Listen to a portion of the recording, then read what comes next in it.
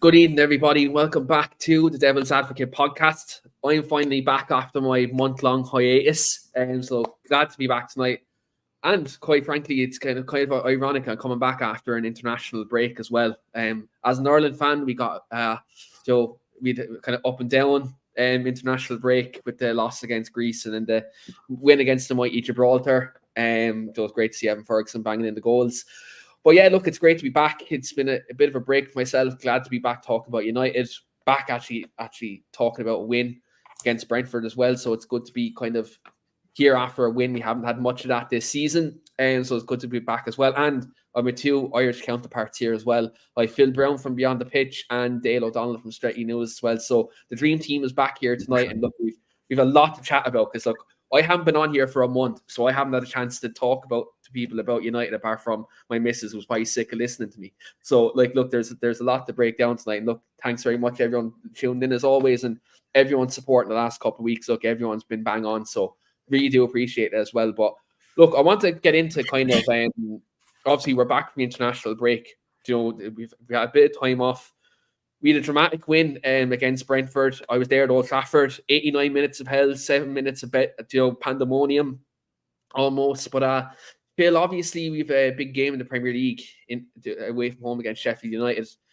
Now, people might say Sheffield United, not necessarily a big game, but Manchester United away from home, we've had a lot of struggle in the last kind of 18 months in these big games. Obviously, late Saturday night game. We're coming back off the international break and quite a lot of our players who have done well on the break.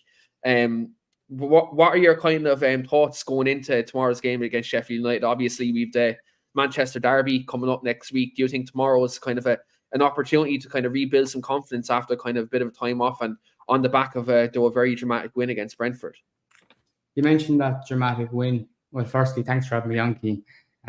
You mentioned that dramatic win over Brentford, and I think most people's thoughts after that is this where we turn our season around? Can we kick on from here? And we've already had little feelings like that already this season, which just completely collapsed on us. I think we still don't know what this team is going to perform like tomorrow from 1 week to the other. We've injury crisis, and luckily we've 3 players available that we didn't know if we would have available for this one. We've Varane, Reguilón, and Amrabat, and they were doubts. So they come in, and it's obviously great news. But I just have my doubts, Keane, whether this team can kick on and show consistency. We've seen it too often where 1 step forward, 2 steps back, and I worry about the dressing room. I think the only way really Ten Hag can fix the problems that exist in the dressing room is to rally the troops with wins. Unless you get those wins, the mood is going to remain the same. And that is my biggest concern, to be honest. I think, look, on paper, we should be blowing Sheffield United away. But there's been loads of games this season where you'd say that, and we just haven't performed. The performances, not just results, haven't been good enough. Like pre-season, we've gone into this season, and every game has been a bit of a slog. It's been a bit of a struggle.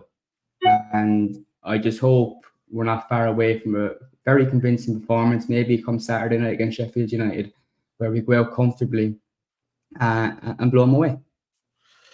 Yeah, look, I think it's very important that, I think at the start of the season, we've had a bit of false dawns. We've had a couple of wins.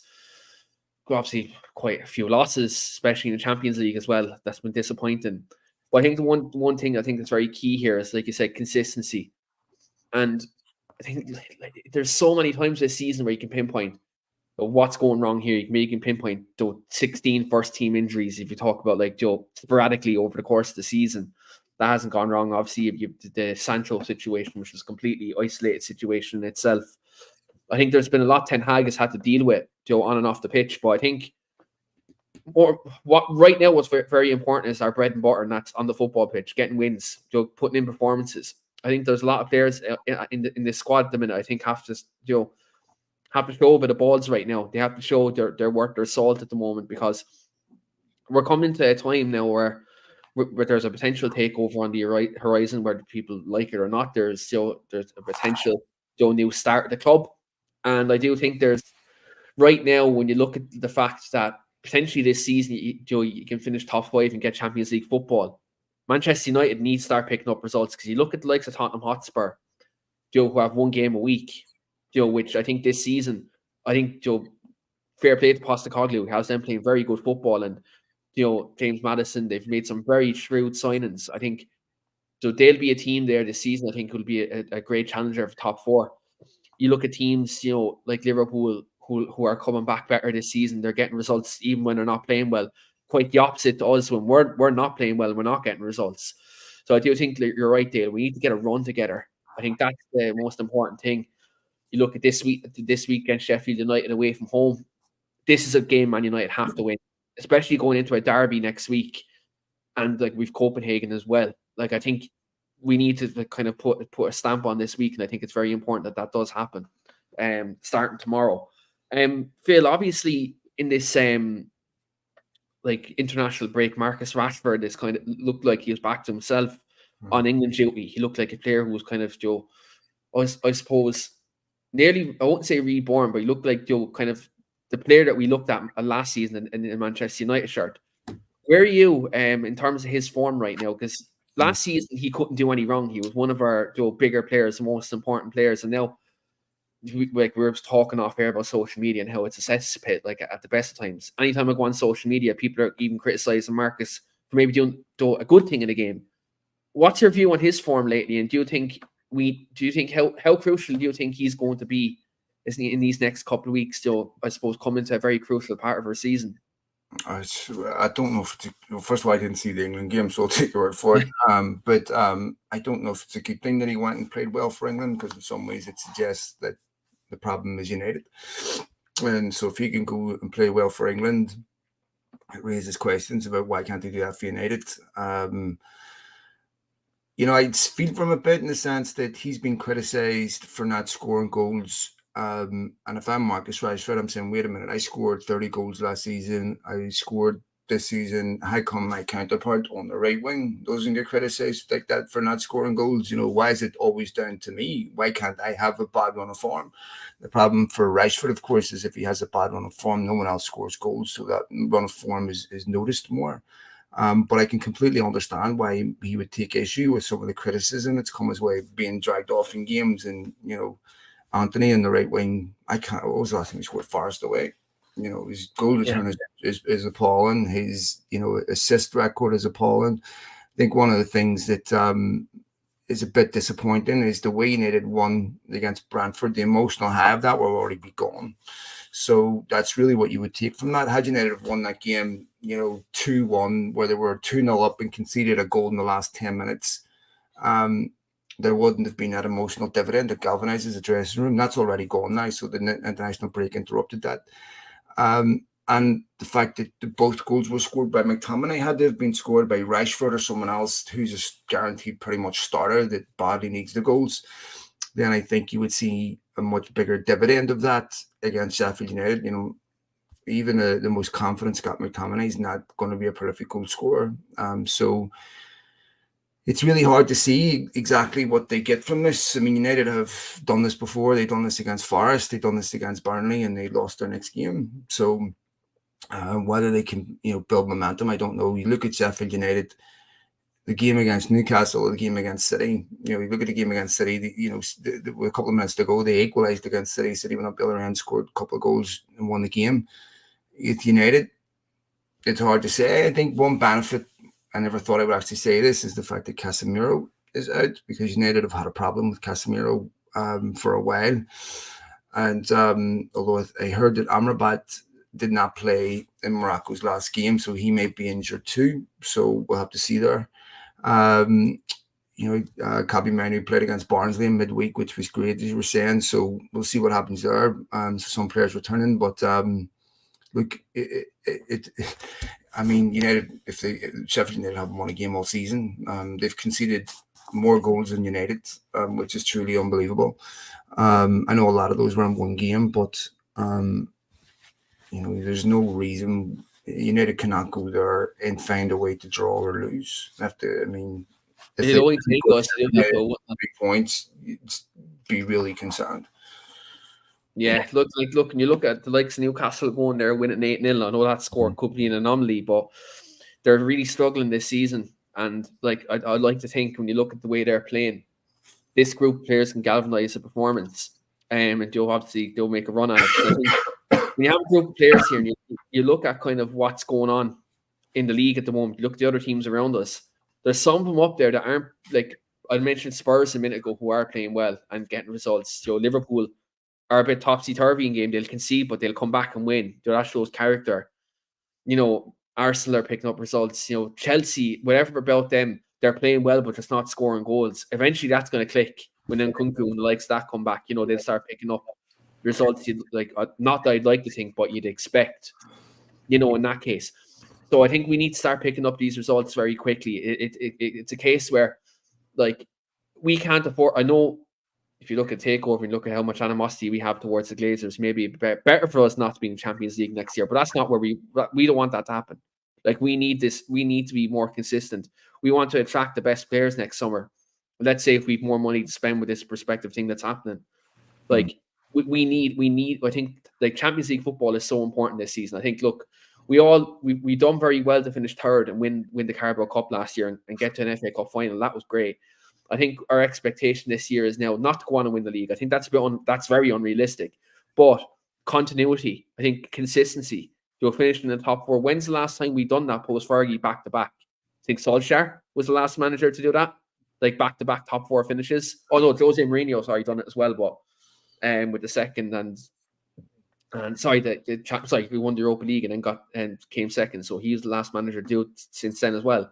But we've never been consistent enough where we've put a run together and then, and had continued progress after a season of doing well. There's always been, like Dale said, one step forward, two steps back. So we do need that to kind of, we need to right that wrong and make sure that some players are progressing as well. But Dale, Phil mentioned Casemiro obviously struggling this season. He obviously struggled on as well, and consequently now is injured as well. Sofian Amrabat's obviously, we signed him to be a holding midfielder. He's kind of played as an inverted fullback for the first couple of games. He started in midfield then against Brentford. Do you think he can actually sort out the imbalance in our midfield? Because there's been a lot of talk recently of kind of Casemiro kind of obviously underperforming games. Then we're trying to shoehorn kind of Mason Mount and Bruno Fernandes into the same midfield. We're kind of struggling to find that right balance. What do you think Sofian Amrabat will bring to that? And do you think he can maybe be, I suppose, a little solution into kind of a big problem? Well, he was brought in to be a little solution almost for that role if needs to be, for cover for Casemiro. He's had to be shoehorned into left back, and I think he's done okay. In the few appearances, 2 or 3 I've seen him in midfield, hasn't really blown me away, to be honest. And I wouldn't be getting overly excited by him. I think he's a bit slow, if I'm being honest. We've seen sometimes, he can spread the ball, he can spread the play, he's got a range of passing and that. But in the Premier League, you need a bit more. I guess I was kind of skeptical as well that we were signing someone of this age when, apparently he was like a player United had to go and get. Why isn't he at a big club already? Was one of the questions I had at the time. I know there was links to Barcelona, but they didn't sign him either. So look, I'm skeptical of what he can bring. I wouldn't be getting excited if he can come into Casemiro's role and play brilliantly, and I'm eating my words, fantastic. But I would be concerned that he's a bit slow. We'll have to wait and see. But as for Casemiro, I agree with Phil. He hasn't been good this season. It's been one of our biggest problems. He hasn't protected the back four. His form, a bit reminiscent to when he came in initially. It took him a while to settle in. And now I'm a bit concerned too, again, that he's injured and he's sticking in Brazil for another few nights. I just hope he doesn't overindulge on the barbecues while he's back home, to be honest, because the last time he came back, he looked a bit worse for wear, if I'm being honest. Fat shaming there, boy. Well, look, in this day and age, you probably can't, but look, I'm just being honest that he didn't come back in the best of shape. And look, and as well as that, speaking, we're all Irish in the podcast, poor Vera Cow had to put up with the same thing when she questioned elite athletes' shape. You questioned elite athletes' shape? Vera Pell, former. So look, this is something that I think people should be able to do. I think Casemiro, when he came in a while to settle in, and he was fantastic for a period. He was fantastic, and then there was also, you must remember, triumph where he wasn't so good. You know, that night in Seville, he was absolutely dreadful. So, you know, you can weigh it up. Real Madrid got 60 million for a 30-year-old. And I see that Ratcliffe was kind of recruitment, and yeah, I can see why. Look, he's Brazil's captain, right? And he is obviously a very, very good footballer. He definitely looks like he's aged, you know, where he can't, I don't know if it's a will or he can't, but he doesn't track runners. And I think with Amrabat, like United, Liverpool tried to sign him, no question. And I think with Amrabat, he's a no-risk signing, you know, so he's on loan. He's playing like someone that wants to stay at United. And to be fair to him, he's been thrown in at left back for his first couple of games. He hasn't really been played in his strongest position. And the attitude that him and Reguilon have shown is something that United players have been missing for years. I mean, if you're not good enough, fine, but you have to have an attitude that says you want to be here. So I have no problems with Amrabat. I can't judge him right now. I want to see him in a midfield with Mount. I think he would probably give United something different than what Casemiro gives him. But yeah, Casemiro towards the end of last season did have that drop off. But you also remember that Bournemouth game away. He scores the goal. United badly needed a leader to step up. Scores against Chelsea at home. Scores in the League Cup final. And he is a big game player. He's someone that has the temperament to can play in big games. I think that United as a team have been disjointed. You know, they miss Lisandro Martinez more than any other defender. There's a one defender United can't replace.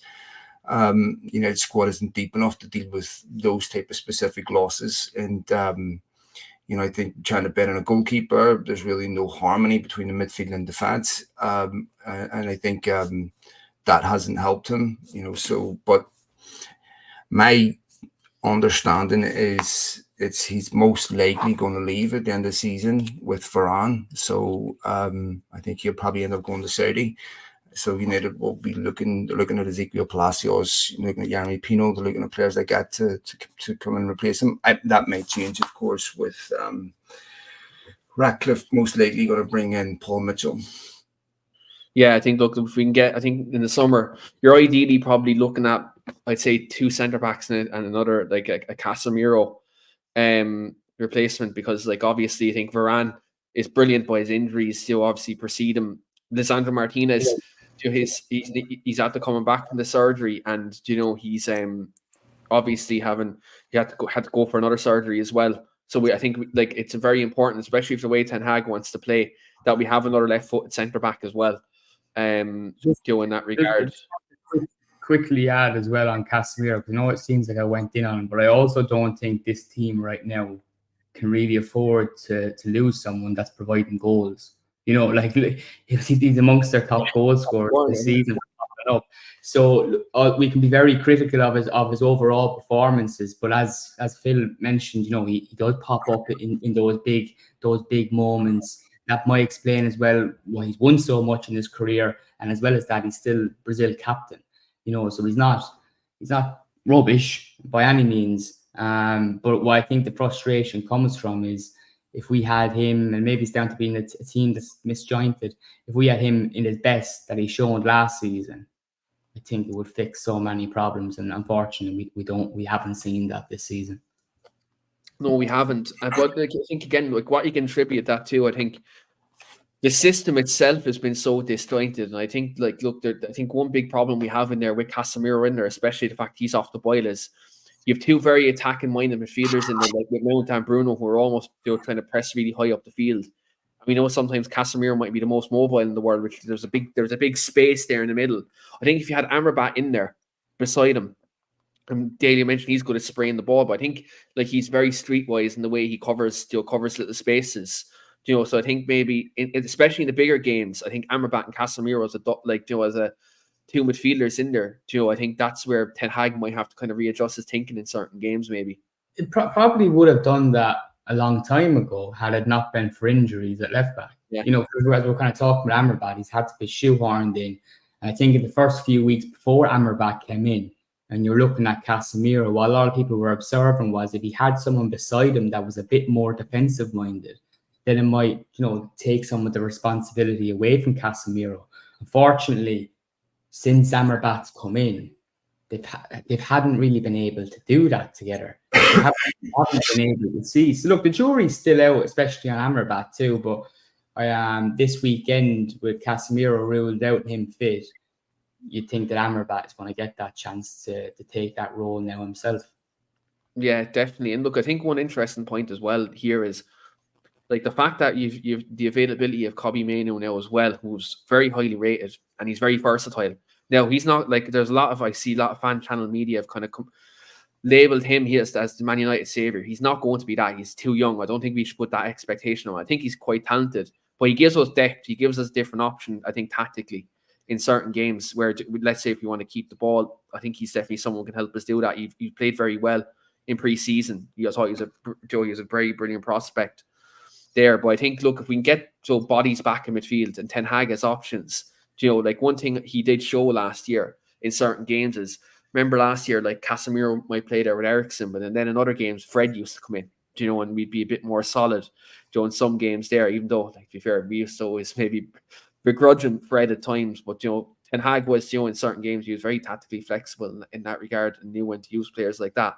So I think if he can get the likes of Amrabat in, like Casemiro, Mainoo, even Christian Eriksen in some games, where I remember Ten Hag said there last week, he wanted a bit more, control, or you might, both of you cover media more than I do, so you might know the actual phrase he used.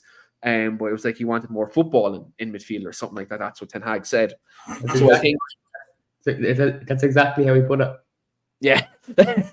Yeah, like, look, that's, I think, look, if we can get that type of depth in there where Eriksen, Bruno's there, Mount is there, Mainoo. Now, obviously in football, it's a weird game. You're never going to have your full squad fully fit, sometimes. But ideally, if we can get as many of them midfielders back as possible, I think, look, it'll help Casemiro. He won't be overly exposed like he has been in certain games. Phil, I want to come to you on Andre Onana. There's been a lot of hysteria out there. There's been a lot of kind of, the media has confirmed a lot kind of in the last kind of couple of months. Obviously, Gary Neville famously said once that Manchester United goalkeeper is one of the hardest position in world football. What do you make of how his adjustment to life at United? And do you think there's a lot of discourse of this? Because a lot of people are putting two and two together here. A lot of people are saying we shouldn't have sold David De Gea, but then they didn't want to completely disregard the last couple of months of David De Gea's United career.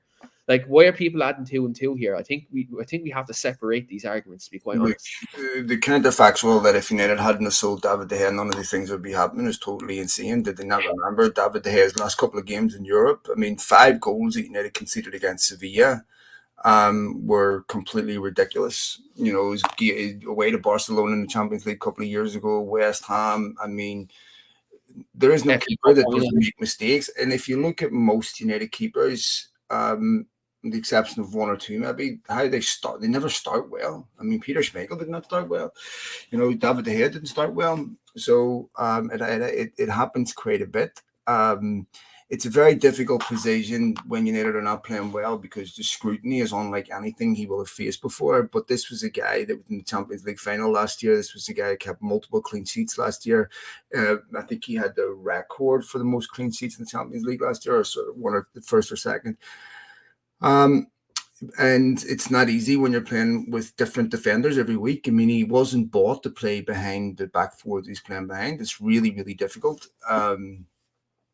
I remember speaking to Franz Hoek about Dean Henderson before and asking him about, this is when Dean Henderson was actually at Sheffield United, and was asking him, was he capable of coming back and replacing David De Gea? And he said to me, it's impossible to prepare someone for the mental pressure of playing for Manchester United that you don't get, at Sheffield United or other clubs. Inter Milan's a massive football club, don't get me wrong. So you're definitely under scrutiny, and the Italian press are notoriously brutal. But I think for Onana up until the Bayern Munich game. He wasn't, to me, maybe one or two micro criticisms you probably could have criticism for the Forest goal where Awani straight through. I think he went to ground a bit too early. But the Bayern Munich goal was the first one where I said this is 100% down to a goalkeeper, where there isn't multiple mistakes in the lead up. And then I think that really affected him. Obviously, he made a terrible error in the Brentford game, the Galatasaray game. And I feel for him. He's clearly a better goalkeeper than what we're seeing right now. But I think for Ten Hag, he probably has to stick with him because dropping a goalkeeper is not like dropping a defender. And sometimes if you're a goalkeeper, I think this 2-week break will have helped Onana for sure. That would be one benefit of the international break, but dropping a goalkeeper can be really difficult. And I think he has to. I think also, to be fair, Ten Hag's under a bit of pressure to stick by him. He's your goalkeeper. You bought him. It's easier to drop him if he's not your keeper. But I think also Ten Hag feels a bit of a responsibility to make sure he still plays him. But Onana will never have been in a position like this in his career, so he'll be learning about himself and the scrutiny he's under and whether he can come through it. I think the international break came at a good time for him. He badly needs a clean sheet and a good performance against Sheffield United. One of the things I noticed about De Gea last season, especially towards the end of last season, was he was starting to get targeted by teams who would press him really, really quickly, knowing that he wasn't great with his feet. And I think this is going to start happening with Onana, where people are going to start putting high balls on top of him, putting him under pressure and getting inside his head, and he's going to have to come through it. His ability got him to Manchester United. If he's going to survive, it's going to be about his psychological strength. Yeah, one thing I will say about him is that he does take account. Like we talk about a lot on this podcast. Anytime you lads have been on, we've always talked about. Right, I'm sick, so I'm trying not to. Oh no, you're a grand man. You're a grand man.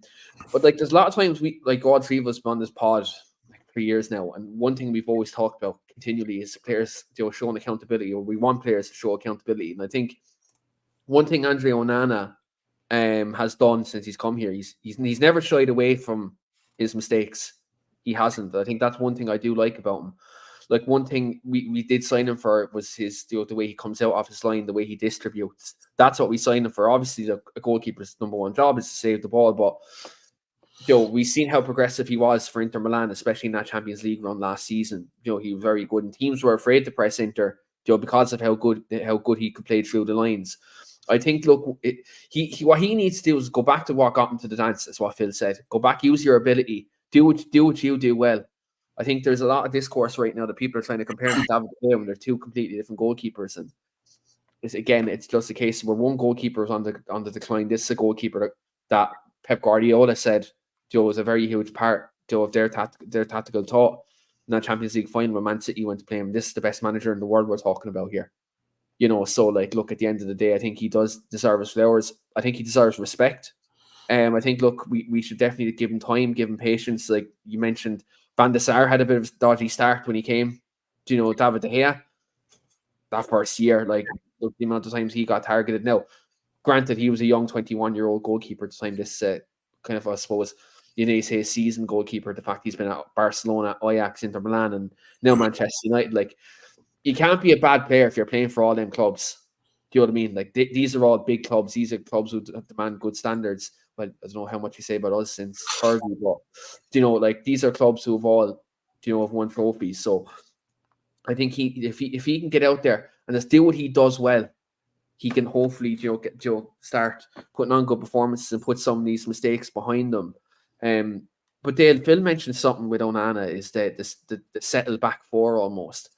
Do you think having the likes of Victor Lindelof in there, who are very mistake prone themselves, do you think that's putting him under pressure as well? The fact that like our best defenders, effectively, like Luke Shaw, Joe Martinez, Varane, Wan-Bissaka, haven't been available, and he's playing with second-rate defenders in front of him.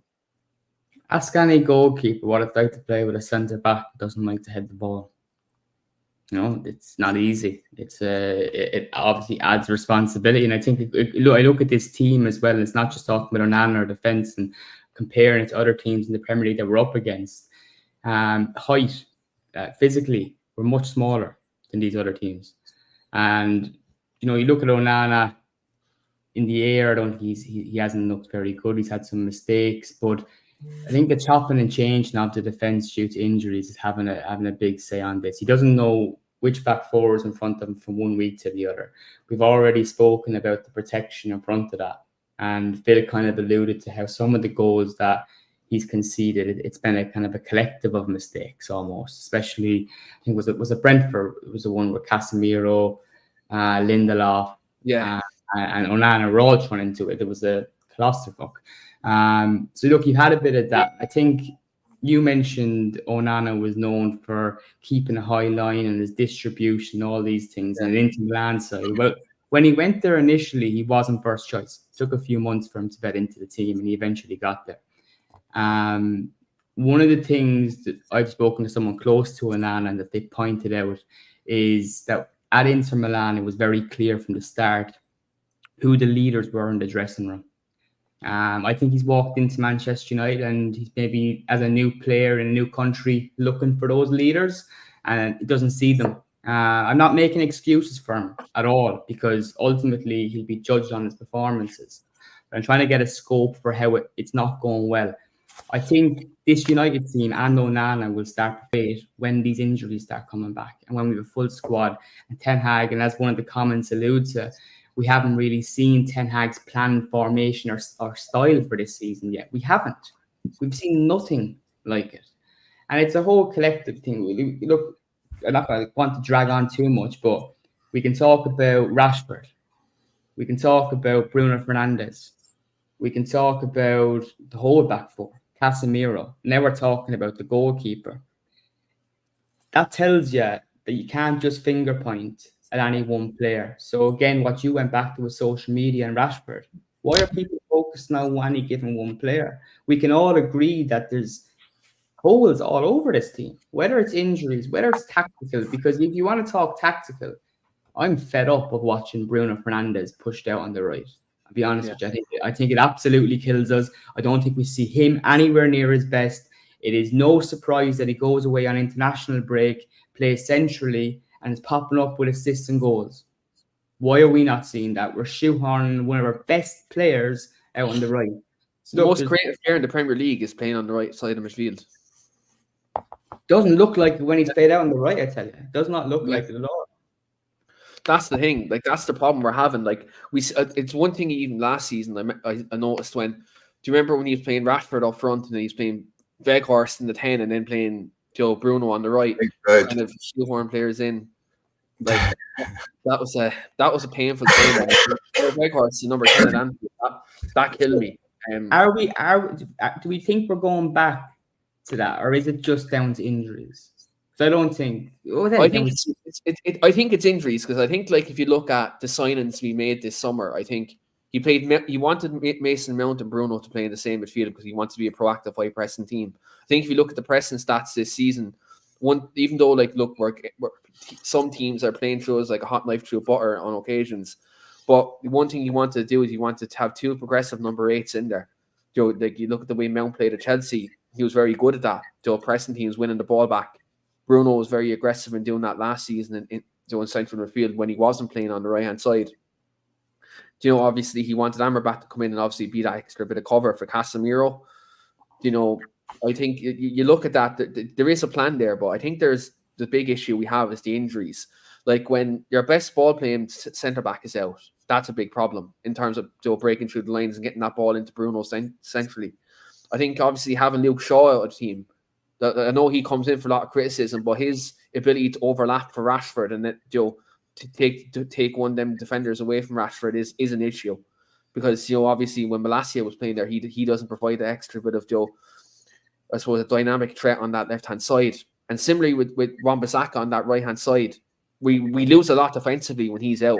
Like, Phil made a quote, and this quote was actually stuck with me 6 months ago. In the last 6 months, this quote stuck with me.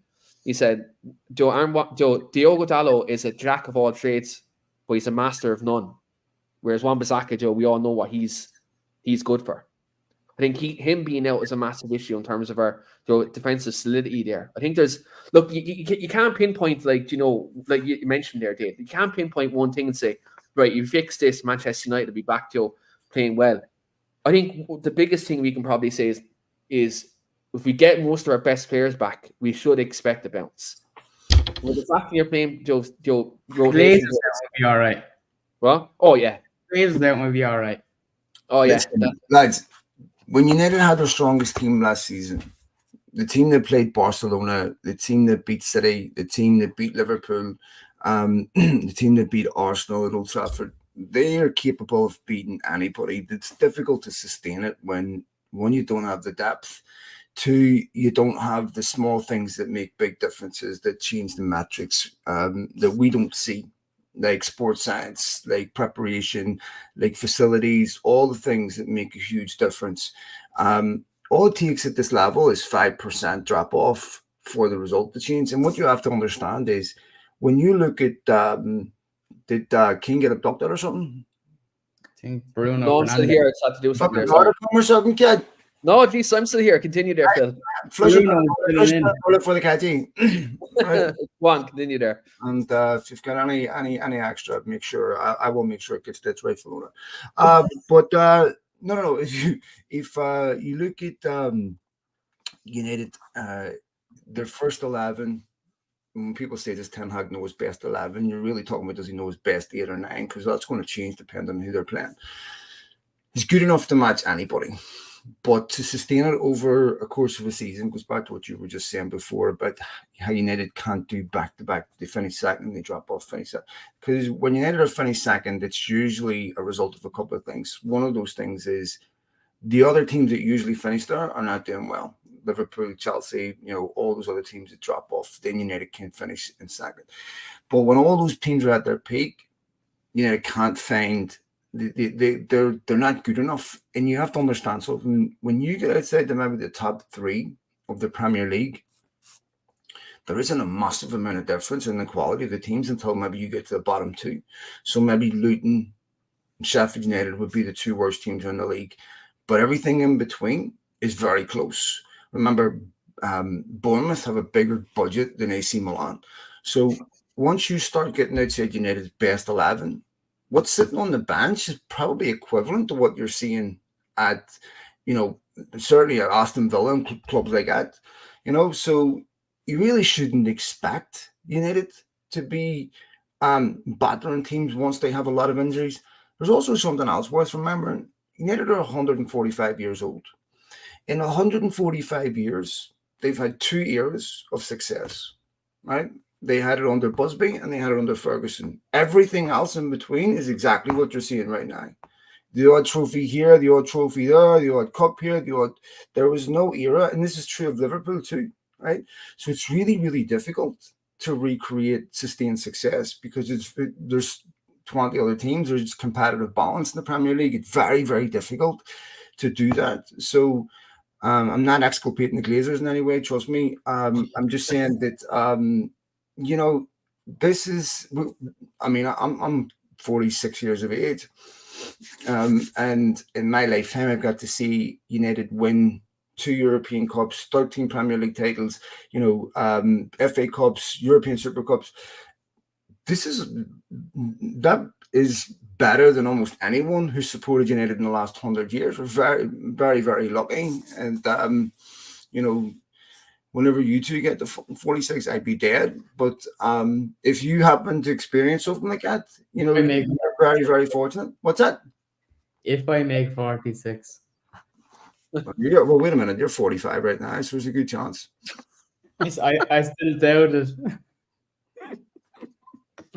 So, no. I just think it's really difficult. And Ten Hag, you can judge Ten Hag by what he did last season, or you can judge him on the first, 8 games of the season. To me, it's more defining what he did last season than what he's done this season. And I think it's very difficult for me to single out things that of course he's done things wrong. Every manager does.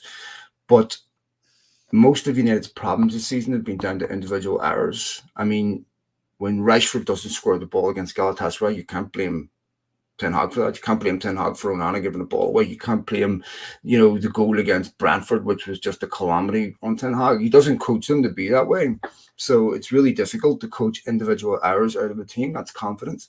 But if United were getting destroyed tactically or, embarrassed in games where they look naive, then I think you could say that. But individual errors, it's difficult to prevent those.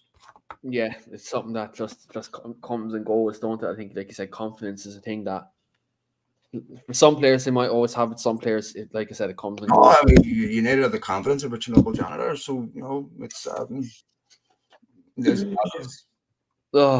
on that, right? Where we talked about kind of the game, and like, look, to be fair, I think it is a massive result happening, but I'd be remiss if I didn't talk to you both about the Jim Ratcliffe news that's come out in the last kind of week or 2 weeks. I was actually on holiday. I was sitting in the Bernabeu.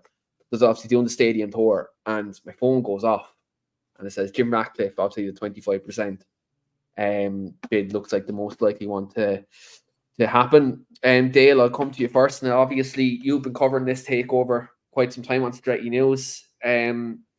What's the reaction been like? I suppose with this Jim Ratcliffe news, I see done a piece of BBC on it as well, on what this potentially could mean. Do you think this is something that we might need to kind of look at with a long-term view in terms of, obviously it's a 25% stake? Do you think if he does come in and this does go through, that him himself will have to try to be as transparent with fans as possible? Because we have seen many false dawns and false promises, from the Glazer ownership. I think right now, Keane, if I'm being brutally honest, I look at the reaction and some people are going crazy, believing everything that they've read.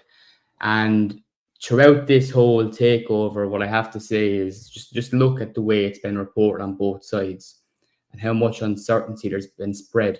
You've had people say that Qatar have won, that Qatar have their foot in the door, that there's no way they're going to lose, and all this confidence briefing that's come from both sides. I don't believe much until I see this is done. And I think when I wrote a piece this week for the BBC, and that's what I was saying, people to be patient on what you're believing and what's being said. It's minority stake, 25%, maybe more. People don't really know. Until it's done, we can't really have an opinion on it and what it means. Because we are also kind of arguing or discussing whether is there a way out for the Glazers. We don't know that much yet, and that's very important if Radcliffe is coming in, because there has to be.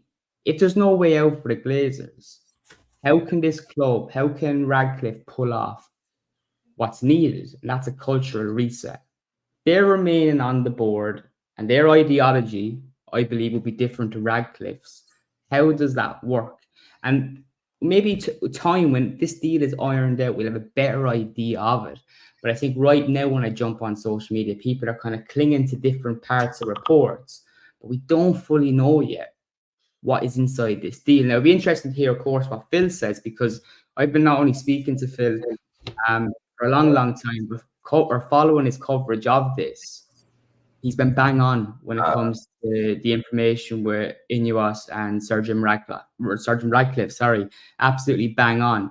And there's been a lot of people, including himself, that haven't kind of blown their trumpet with information, but you look at the people that have been, and we got the big scoop, we've got the big information. They're all wrong. They've all been wrong. I mean, I'm lucky to have some decent contacts in the areas that are at a level where they clearly know what they're talking about. And these are not people with visible platforms or profiles that have no incentive to bullshit me, so then it's not in it for an ego boost or anything for them. I know a lot was made of Joel Glazer, being on some board with Ratcliffe and Brailsford, but there's a legal requirement for any major shareholder to be a part of that. So I don't really think that is there for the purpose of any decision-making, capability. I think it's more to do with fulfilling legal requirements. So like Jim Ratcliffe has to make decisions that are in the interests of the major shareholders. They have to be represented. at these boards. If Jim Ratcliffe was to do something illegal, the Glazers would not be able to turn around and have plausible deniability and say we weren't on the board, it's not our fault. So there's no, you have to be there for these decisions. Clearly, there's going to be alignment between Brailsford and Ratcliffe on the big issues. But there are still some very legitimate questions that need to be answered about, what exactly is, the dilution of power, who makes what decisions, how do you divorce the football side from the business side? How is this going to work? The symmetry between the two is very difficult because they're just the overlap in so many ways. And these are questions people inside the club have. There's high-end people at the football club who are as ignorant about all of this as you and me. And I think that was a strategy from the Glazers, because I don't think that they felt that everyone inside the club was respecting, and privacy. I think they thought people were leaking. I think that they felt that if Jim Ratcliffe gets his foot in the door, that poses far more of a threat to certain personnel in the football club than the Qataris. So there was probably some question marks about their incentives, their motives, and their support of the Ratcliffe bid based on what it would mean for them. There has to be a pathway to ownership. Otherwise, it's difficult to support. On a positive side, it's good that there's somebody in there with skin in the game who's prioritizing sport and success. That's something that has been neglected for so long, that is willing to put the right people in place to make sure there's accountability at sporting level, and to make sure that sporting excellence is prioritized. This is something that we've been missing for so long. So, but there's a lot of questions that need asking. What is the pathway to ownership? If there is no pathway to ownership, it's hard for me to see how Ratcliffe would invest in the facilities in the stadium. Why would you invest in something you have no intention of owning or not capable of owning? So Andy Mitten was saying on his podcast, he has had it on good authority that Ratcliffe will be invested in the facilities. So he would, I would take that as a positive sign that he feels that there's a imminent pathway to ownership, not 10 years from now, within the next 371. So it would have to happen over the next few years. If you look at what he was going to do at Chelsea, he was going to put 1.7 billion in capital in right away. I imagine he'll put capital into United that allows him to function. And I do wonder if they were having some influence over United's recruitment in the summer, because, when you look at some of the terms, break clauses in the Reguilón deal, the Amrabat deal, it looked to me like United were unwilling to make long-term commitments to these players because it didn't fit with someone else's, idea of what the United should be signing. So with Amrabat, they have the option to make it permanent if he plays well. But if not, they have the option of letting him go. And obviously FFP is an issue, so you have to be very selective about the players that you sign. So I think there's a lot of legitimate questions that need to be answered before you could really lend it your support, because, it's not just the Glazers you want rid of, it's a Glazer ideology. If you needed to replace Glazers with someone exactly like them with a different name, nothing has changed. Yeah, 100%. And even one of the questions I had, and I was kind of looking at this the other day, was what does that 25% mean? Who, let's say it's the other 75%, who sets the budget? Who sets the budget for, let's say, the repairs, the training ground, the women's team, the men's team? How does that get spread out? I know if Jim is over the football side, he makes the football decisions. Who makes the financial one though? The support and football and decisions. I think that's where I'm looking at, and that's where I kind of want more clarification on how that's getting sorted. But I think look, there's been a lot of hysteria on social media and other outlets as well. I was looking at Dale's form there, was today actually, funnily enough. I was looking at Dale's form today on Facebook, and people are attacking Dale for putting out a fucking article. And he's always saying, Dale said in his thing, we should be patient and let's see what happens. And I think that's what we need to do. I think if you said this time last year, my Gunner accounts, by the way, man. I'm sorry. I think too, that was misinterpreted in the sense that when I say be patient, I'm not saying we can't be any more patient than what we have been. you know, in the sense of this takeover process. It's been delayed and dragged out to the bollocks. But in the sake of this deal itself, and as we wait for it to iron out, we have to be patient. We have to be patient for those details that we're craving to unearth, so we know what the story is. But yeah, look, it's a sensitive topic, and I get why. Manchester United ownership, you know, for the past 18 years, has not only driven us crazy and other like-minded United fans, it's driven people away from the club and people that love the club. And they went off and formed their own club. I don't think you can question that their love for Man United for what it meant. But this has caused so much fractions. And I think that the same thing would have happened, as a matter of fact, if we were bought by a state. I think we would have lost a lot of people that we see going to games today.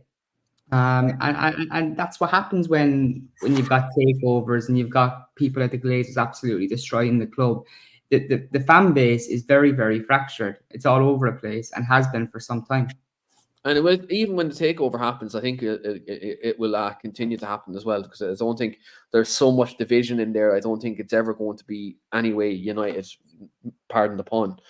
I don't think it's ever going to be like that. But look, I think if you said to me this time last year that there's a pathway, this is before the announcement happened during the World Cup. You said to me in October 2022 that Jim Ratcliffe's coming in with a stake, and so within 3-4 years he's going to be taking over the club. I think you would have taken that at the time before the olive branch of the Qatar was thrown in there in terms of the terms and conditions they laid out for their takeover. You probably would do. You would have taken it. You would have seen, like, look, it's a step in the right direction. But look, time will tell. I think you, just like Gail said, I think you have to be patient.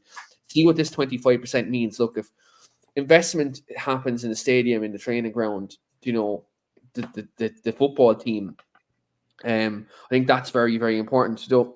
Good to see you too, Callum, by the way. Welcome. But yeah, like, look, it's something that I think hopefully that we're seeing some progress, because I think the last thing we need is, like Phil said, is the Glazer mentality, but, you know, kind of almost killing us at the club, because no team is entitled to success. But I think, look, you have to strive for success. You always have to have the best standards. And Manchester United, in our history, we've had that since Sir Matt Busby. We've always had that about the club. And I think we have to try to restore that in some way, shape, or form. And obviously, I think the first thing you have to do there is get rid of that ownership. And I'd love for the proper match going fan, the people who go each week, who have been going to United games for years, still the Reds that travel over from Ireland, the Reds that travel over from all over the world. I'd love for that regular match going fan, the feeling they'll have after sitting through this for 18 years. I'd love to see the feeling, like the emotion they'd have the day they leave. I think it'd be so worth it to, you know, the day they leave, seeing the happiness on the fans' faces. I think that's something we need to strive for. It is, like, you know, I think it'd be something that we need to get the club back again. And I think it's very important that it does happen. It just, again, I think right now we have to let this play out and see what happens. And then hopefully we get the right result. Joe, fingers crossed. But on that, though, obviously, big game next week as well against Manchester City. I know, look, we're probably going to cover that next week in depth, but just come to both of you first.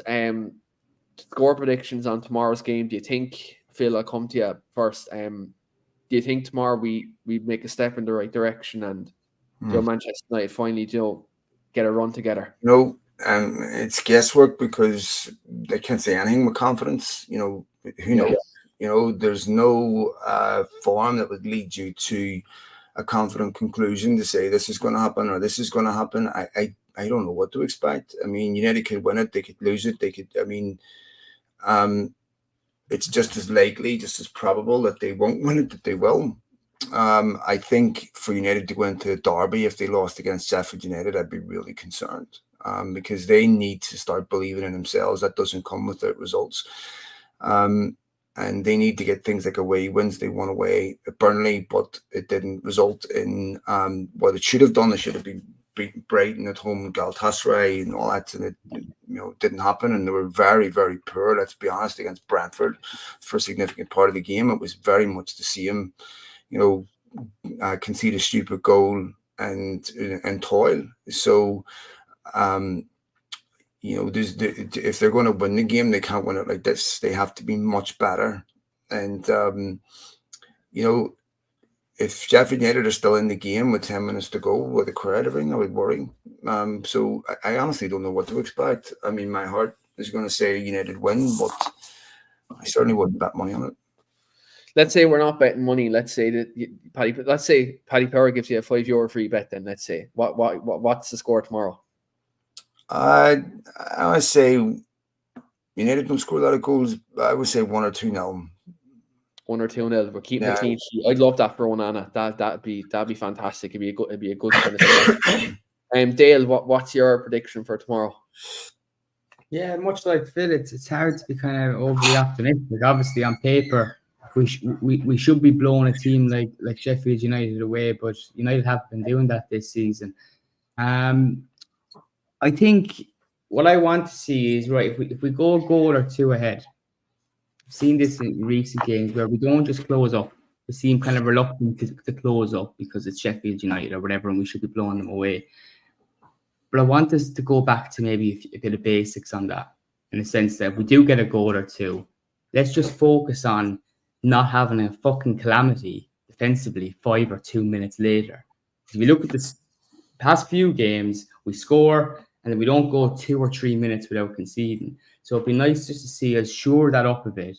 Prediction-wise, I'd say it's 2-1. 2-1, 1-2-1. No clean sheet.